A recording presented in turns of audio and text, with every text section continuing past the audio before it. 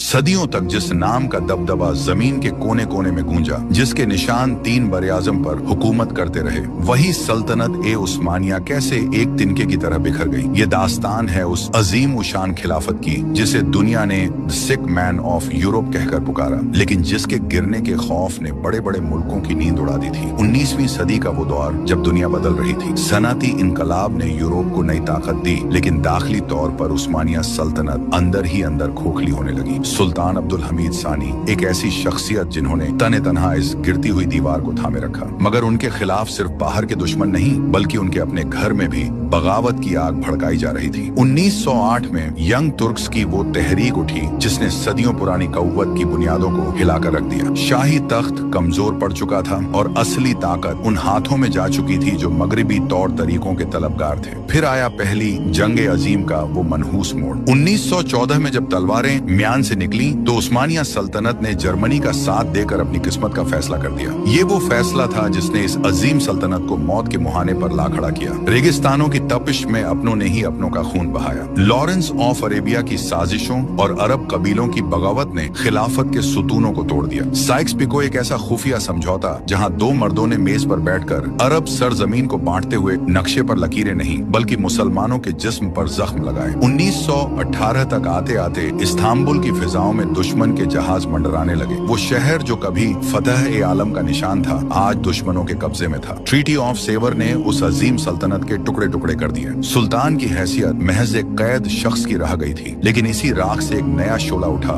Mustafa Kemal Ataturk. Anatolia के पहाड़ों से एक नई जंग शुरू हुई। एक तरफ दुनिया भर की कुव्वतें थीं और दूसरी तरफ एक बिखरी हुई कौम की अना। 1922 में जब आखिरी सुल्तान महमद छठा एक अंग्रेजी जहाज पर सवार होकर हमेशा के लिए रुखसत हुए तो वो सिर्फ एक राजा नहीं जा रहा था, वो 600 साल का एक पुरवकार बाप खत्म हो रहा था। 1924 में खिलाफत का चरागा हमेशा के लिए गुल कर दिया गया। सल्तनत ए उस्मानिया कैसे टूटी? क्या ये सिर्फ जंग की हार थी या फिर उन घावों का नतीजा जो सदियों से अंदर ही अंदर लग रहे थे? आज भी मिडिल ईस्ट की सरहदें वही सवाल पूछ रही हैं। क्या हमने तारीख के उन खून आलोद पन्नों से कुछ सीखा?